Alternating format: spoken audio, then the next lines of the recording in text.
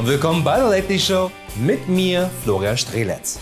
Immer noch aus meinem Wohnzimmer, das auch weiterhin im Keller von Paris Saint-Germain steht und darauf hofft, dass sich demnächst auch einmal Messi, Mbappé und Neymar hier an diesen Tisch setzen. Aber nur, um diesen danach für Unsummen bei eBay zu verhökern und mit dem Geld dann selber in einen Verein zu investieren. Denn leider hat mein Wohnzimmer auch die eine oder andere Leiche, nicht nur sprichwörtlich, unter den Dielen versteckt. Hauptsächlich andere Moderatoren von Late-Night-Shows, weswegen man schon so lange nichts mehr von Harald Schmidt gehört hat. Aber kommen wir jetzt zu unserem Thema heute Abend und schauen einmal auf das Sportswashing. Sportswashing ist eine Wortschöpfung aus den Begriffen Sport und Whitewashing und gemeint ist, wenn ein Staat versucht, durch das Investieren, wie zum Beispiel in einen Fußballverein oder das Abhalten von bekannten Sportveranstaltungen, seinem Image einen positiven Anstrich zu geben. Wie schon leider 1936, wo die Nazis die Olympischen Spiele nutzten, um der Welt zu zeigen, dass sie doch gar nicht solche Nazis sind. Spoiler, waren sie trotzdem. Für die Zeit der Spiele gibt das Regime sich weltoffen. Also es war eine einzige Camouflage, es wurde ein Deutschland präsentiert, das nichts mit der Realität zu tun hatte. Man erwartet Siege von den deutschen Athleten, eine Leistungsschau für Hitlers Reich. Im Rückblick, als dann immer wieder angefangen mit der Kristallnacht, November 38 und dann mit den entsetzlichen Kriegsereignissen, dann verloren die 36er Olympischen Spiele ihren Glanz. Dann hat man nachträglich erst so recht gemerkt, was das für eine Propagandaschau war. Dass am Tag vor der Eröffnung im Norden Berlins das KZ Sachsenhausen eröffnet wurde, indem man Menschen einsperrte, damit die Straßen Berlins dann für die Welt so schön arisch aussahen, ging leider damals in der internationalen Berichterstattung etwas unter. Was von den Nazis ja so gewollt war. Man wollte ein Deutschland zeigen, das ganz bestimmt niemals den ein oder anderen Angriffskrieg plante und vorhatte, jeden, der nicht dafür war, zu töten. Aber 1936 gab es kein Twitter und kein Facebook. Obwohl das den Nazis bestimmt gefallen hätte, bis auf die kleine Tatsache, dass es von Mark Zuckerberg gegründet wurde. Nur konnte man nicht mal schnell das Handy auf eine brutale Festnahme als Reporter halten und so der Welt das wahre Gesicht Nazi-Deutschlands zeigen. Und so wurden die Olympischen Spiele von 1936 zur Blaupause, wie man später Sportveranstaltungen wie die Olympischen Sommer- und Winterspiele oder Weltmeisterschaften nutzen konnte, um sich nun als totalitäres Regime wie in Russland besser zu präsentieren, als der Wahrheit entsprach. Alleine dieses Jahr hatten bzw. haben wir zwei große Sportswashing-Veranstaltungen. Zum einen waren das die Olympischen Winterspiele in Beijing, die es dank Corona China noch einfacher machte, eine schöne heile Welt zu präsentieren. Wobei das Maskottchen der Spiele, ein niedlicher Panda und ein roter Latexsklave als Freund, schon verdächtig waren. Für chinesische Verhältnisse fast schon eine Kritik am Regime oder am ausufernden Fetisch von Xi Jinping. Eine schöne heile chinesische Welt wegen der Schutzblase vor Corona, in der alle Reporter und Teilnehmer bleiben mussten. Okay, die Teilnehmer interessiert es weniger zuzuschauen, wie gerade ein paar chinesische Funktionäre einige Uiguren verscharen, da bekannterweise alle im olympischen Dorf hoffen, beim Matratzensport Gold zu holen. Aber Reporter hielt diese Blase noch mehr ab, auch einmal nach draußen zu gucken, ob China wirklich diese tolle Demokratie ist, wie sie sogar selber behaupten. Und nicht zu vergessen, am Ende des Jahres die Fußball-WM in Katar. Da läuft es als Reporter nicht anders ab als 1936 in Berlin. Denn dort wird man nur dahin geführt, wo alles so super toll ist und definitiv nicht hunderte chinesischer Wanderarbeiter in den Mauern der Stadien stecken. Und dann sogar noch als Han Solo-Ausstellung verkauft werden. Nur haben Olympische Spiele und Fußball-Weltmeisterschaften einen kleinen negativen Haken. Sie finden nämlich, zumindest bisher, nur alle 4 Jahre statt. Was es einem Regime wie in Russland oder Saudi-Arabien schwer macht, sich auch im normalen Alltag ein bisschen Sportswashing zu gönnen. Also, warum sich nicht einfach einen Fußballverein zulegen? Hat vermutlich einer der Berater zu Scheich Hamad bin Khalifa Al Thani in Katar 2011 gesagt, weil ihm langsam die Ideen ausgingen, was man mit dem 100 Milliarden Dollar schweren Qatar Investment Authority so machen könnte. Eigentlich sollten diese Milliarden dazu dienen, Katar zu diversifizieren und neue Einnahmequellen zu erschließen, weil klar war, dass das Öl, das Katar reich gemacht hat, nicht mehr endlos sprudeln würde. Aber Anteile an Firmen wie Daimler & Co. zu haben, war halt ziemlich wenig Bling Bling. Um aber von den anderen Dingen in Katar abzulenken, wie das Steinigen von Regimekritikern, das Finanzieren von Terrorgruppen und halt so anderes Zeugs, was man halt so macht, wenn man Geld hat und einem langweilig ist als Scheich und die Kamele schon alles gewonnen haben. Daher kaufte Katar über den Qatar Sports Investment Fonds unter Kronprinz Tamim bin Hamad Al Thani, hier rechts im Bild, den der neu installierte PSG-Präsident Nasser Al-Khelaifi gerade noch einmal erklärt, was Abseits ist und wie ein Feldtorf funktioniert, den damals total langweiligen französischen Erstligisten Paris Saint-Germain für läppische 120 Millionen Euro. Alles nur, um ihr Image als Staat, der es nicht so hart mit westlichen Standards oder noch nicht einmal mit russischen Standards mit dem Sport aufzupolieren.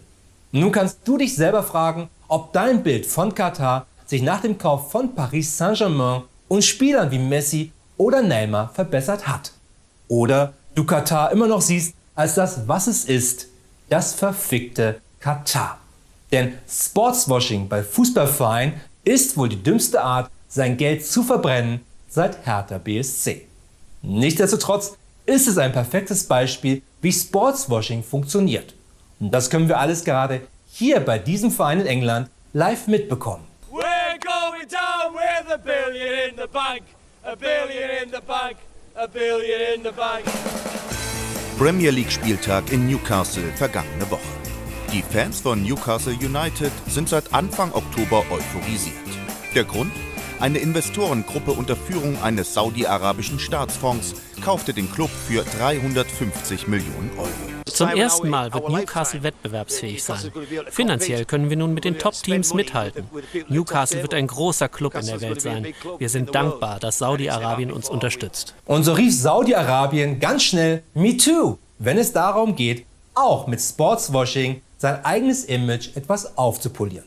Dafür hat der saudische Staatsfonds Public Investment Fonds mit 400 Milliarden $, viermal größer als der von Katar, size doesn't matter, sich Newcastle United gekauft, was dann zu den gerade gezeigten Fanreaktionen führte. Eigentlich eher seltsame Fanreaktionen, denn gerade Saudi-Arabien ist nicht bekannt dafür, nett zu sein. Zwar unternahm Kronprinz Mohammed bin Salman erste Schritte, Saudi-Arabien zu modernisieren, aber die sind in etwa gleichzusetzen mit den Modernisierungen, die einst Ludwig XIV. 1705 für den französischen Staat vorsah. Nämlich einmal Versailles durchwischen zu lassen, nachdem ihm aufgefallen war, dass er und seine adligen Freunde vor Ort alle Ecken vollgekackt hatten, weil das damals und heute in Teilen von Hannover halt der Standard war. Nur dürfen in Saudi-Arabien Kritiker immer noch gesteinigt werden, auch die, die nicht Jehova gesagt haben. Nur wenn das alles noch nicht scheiße genug wäre, führt Saudi-Arabien gegen den Iran im Jemen einen Stellvertreterkrieg, der bisher schon tausende Jemeniten das Leben gekostet hat und leider immer noch kostet, ohne dass irgendwer etwas dagegen macht. Aber vor allem sollte jedem noch bewusst sein, dass Saudi-Arabien und vor allem Mohammed bin Salman deswegen immer noch im Gedächtnis sein sollte. Im Oktober 2018 war der saudische Journalist Khashoggi wohl von einem Spezialkommando getötet worden. Seine Leiche wurde nie gefunden. Seither stand der saudische Kronprinz im Verdacht, die Operation veranlasst zu haben. Das bestätigt nun ein Bericht der US-Geheimdienste. Mohammed bin Salman soll Entführung oder Tötung Khashoggis genehmigt haben, da der kritische Journalist eine Gefahr für das Königreich darstellte. Der bisherige Präsident Trump hatte den Bericht unter Verschluss gehalten. Er stand zum Königshaus in Riyadh. Und wenn es nach der orangenen Witzfigur gegangen wäre, auch nie. Selbst heute passiert nichts wegen vermutlich 400 Milliarden Gründen, denn kein Land, nicht einmal die USA, will sich mit Saudi-Arabien verscherzen, weil jeder gerne auf die 400 Milliarden schielt und zudem Saudi-Arabien der wichtigste Brückenkopf der USA in der Region ist. Und da ist dann natürlich der nächste sinnvolle Schritt, einen englischen Fußballverein zu übernehmen, um damit sein Image zu verbessern. Jedoch nicht etwa einen namhaften Verein wie Chelsea, Liverpool oder Manchester United, sondern Newcastle United, dem Hannover der englischen Premier League. Klar, dass die Fans das mit Saudi-Arabien dann anders sehen, als zum Beispiel ich oder 99% aller Menschen außerhalb von Newcastle. Hier veranlasst die Vorfreude auf saudische Ölmillionen, hochkarätige Spielertransfers und Titel die Fans zum Träumen. Kritik und Skepsis haben da wenig Platz. Nichts gegen die Saudis. Wenn sie uns Geld bringen, stehen wir zu ihnen. Ich denke, es ist unfair, Newcastle zu verurteilen. Das Vereinigte Königreich verkauft seit vielen Jahren Waffen an Saudi-Arabien. Das sind Milliarden Pfund im Vergleich zu der relativ kleinen Investition für Newcastle. Am Ende des Tages könnten sie Terroristen sein oder was auch immer die Leute sagen. Doch gibt es dafür irgendwelche Beweise? Nein. Anfangs gab es sogar das Verbot, dass die Fans keinen Kuffi tragen sollten, weil die Vereinsführung von Newcastle die Sorge hatte, direkt Mohammed bin Salman damit zu erzürnen, und jeder weiß, was dann passiert. Man wird in die saudische Botschaft in London einbestellt und verlässt diese in handlichen Stücken. Immer noch bequemer, als mit Ryanair fliegen zu müssen. Aber zum Erstaunen vieler hatten die Leute um Mohammed bin Salman damit kein Problem. Auch eine Möglichkeit des Sportswashing, mit so etwas einen Pluspunkt zu sammeln. Zumindest bei den Fans. Vereine mit solchen Sponsoren wie aus Saudi-Arabien, Katar oder den Vereinigten Emiraten haben den Vorteil gegenüber normalen Investoren, dass zum einen ihre Kriegskassen schier unendlich gefüllt sind und zum anderen als Staat ganz andere Möglichkeit haben, Druck auf Verbände oder auf die Staaten, in denen ihre Vereine sind, zu machen. Findet die FIFA hier mit ihrem Chef Gianni Infantino, der hier noch einmal zeigt, wie lange die Zeitspanne zwischen einer Weltmeisterschaft und der nächsten in Minuten sein sollte, das finanzielle Treiben dieser Vereine nicht gut, vermutlich weil sie zu wenig davon selber abbekommen, dann legen sie sich eben nicht mit einem amerikanischen Hedgefonds an, der nur über ein paar Milliarden verfügt, sondern mit einem ganzen Staat, einem scheiß reichen Staat. Und wenn die FIFA eines nicht will, dann ist sich mit diesen Staaten zu verscherzen. Nicht wegen der Integrität des Sportes oder der Fairness, damit alle eine faire Chance haben, sondern weil alle diese Staaten auch in irgendeiner Sponsorentätigkeit bei der FIFA oder UEFA sind. Oder verdammt viel Geld zahlen für eine WM im Winter in einem Land, das so viel von Fußball versteht wie Christian Lindner von der Finanzwelt. Und keiner macht etwas dagegen, obwohl das so bescheuert ist. Also sowohl die WM in Katar als auch Christian Lindner als Bundesfinanzminister. Hauptsache, der Dollar rollt in der FIFA oder der FDP. Oder ein paar Köpfe, falls jemand das in Katar öffentlich moniert. Oder beim Parteitag der FDP, die sind da auch sehr rigoros.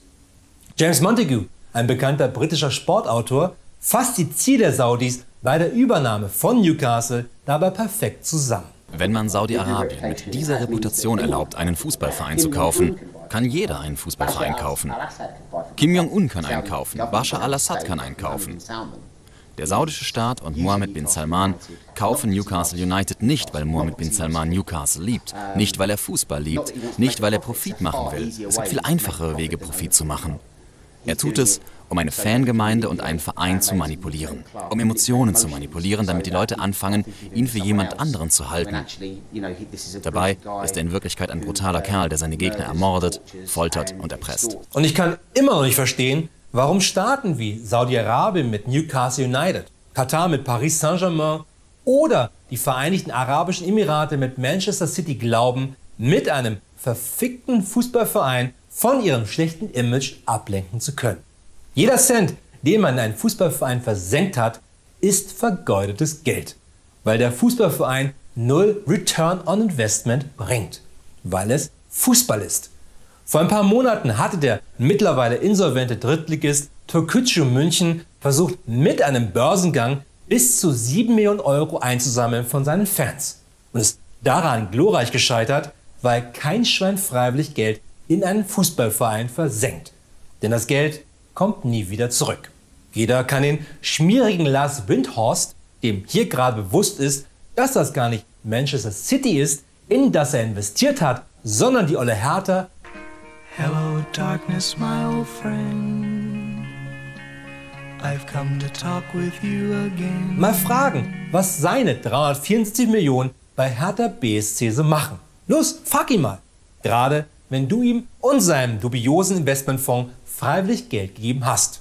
Wobei du dann schon selber schuld bist. Oder weil du Mohammed bin Salman bist, dann könnte es nur ein bisschen eng werden für den Lars. Warum aber glaubt ein Staat, sich mit einem Verein, der nur wegen der vielen Kohle Dauermeister wird, in dem Land ihrer Wahl, dass dadurch ihr Standing in der Welt massiv aufpoliert werden könnte? Und gerade hier bei uns kann man doch sehr gut sehen, wie wenig der Erfolg eines übermächtigen Vereins dem Standing eines Landes hilft. Alleine die letzten 10 Meisterschaften des FC Bayern München in Folge hat jetzt Bayern als Land nicht gerade in der internationalen Betrachtung mehr Pluspunkte geschafft, wie das stümperhafte Auftreten von Hertha BSC hier in Berlin zum Beispiel. Eher im Gegenteil. So kam es in den letzten 10 Jahren wegen den Bayern zu unzähligen Hassverbrechen, weil in Dortmund, Leipzig und Paris wiederholt hunderte ungekochte Weißwürste ohne süßen Senf und ohne groß zu schlucken vernichtet wurden. Als Protest gegen die bayerische Übermacht. Oder wegen dem Auftakt zum virtuellen Oktoberfest, aber das ist jetzt auch egal warum, es geht dabei ums Prinzip. Dabei hatte Chelsea damals mit seinem Sugar Daddy Roman Abramovich kolportierte 1 Milliarde Euro in seinen ersten Champions League Sieg 2009 gebuttert.